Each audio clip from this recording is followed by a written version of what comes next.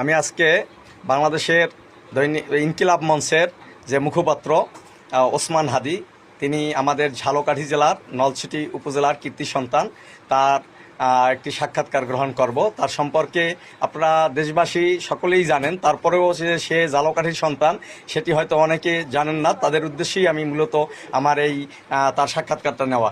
জি, kindly আসসালামু আলাইকুম। আসসালাম, কেমন আছেন ভাই? আছি আলহামদুলিল্লাহ, আপনি ভালো আছেন? আলহামদুলিল্লাহ ভাই। জি, আপনার পরিচয়টা একটু কাইন্ডলি যদি বলেন। আমি আমার বাসার সামনেই বসে আছি। নলছিটি খাসমহলে আমার বাসা, আপনারা যারা জানেন।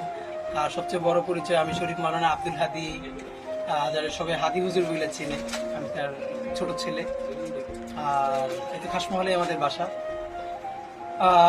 নলছিটি মাদ্রাসায় ক্লাস 1-2 পড়ার পর এরপরে নিসারাবাদ পড়ছি একদম ইন্টার পর্যন্ত, বালিম পর্যন্ত। তারপর তো ঢাকা বিশ্ববিদ্যালয়ে চলে গেছি। ঢাকা বিশ্ববিদ্যালয়ে পড়াশোনা শেষ করে এখন কি করছেন আপনি? আমি ঢাকার বনানীতে একটা বেসরকারি বিশ্ববিদ্যালয়ে শিক্ষকতা করি। শিক্ষকতা করেন, জি।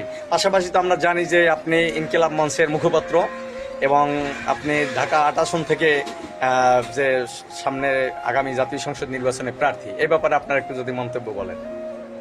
আসলে আমাদের তো উদ্দেশ্য একটা নতুন রাজনীতি নির্মাণ করতে চাই।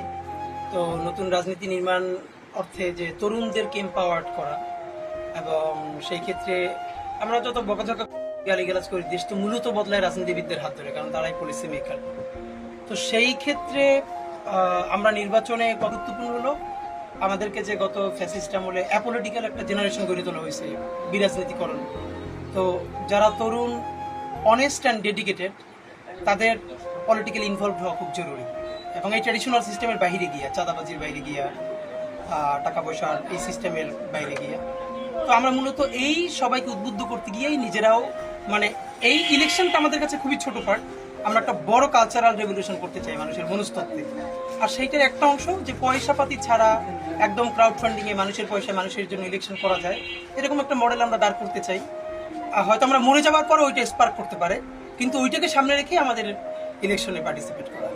জি, আমি আপনাদের উদ্দেশ্যে একটু বলবো, আপনারা যারা ওসমান হাদিকে চেনেন, বাংলাদেশের আপামর সকল জনতা বর্তমানে ওসমান হাদিকে আপনারা জানেন যে একজন অন্যায়ের বিরুদ্ধে একজন আপোষহীন এক যুবক।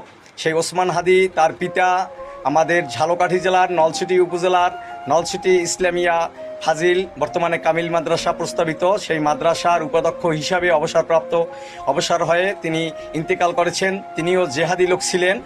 সেই যে মাওলানা আব্দুল হাদি, যে নলছিটি উপজেলাবাসী, ঝালকাঠি জেলাবাসী, সেই যে হাদি মাওলানা, তিনি একজন প্রতিবাদী যে হুজুর, আমাদের নলছিটির গর্ব ছিলেন। তার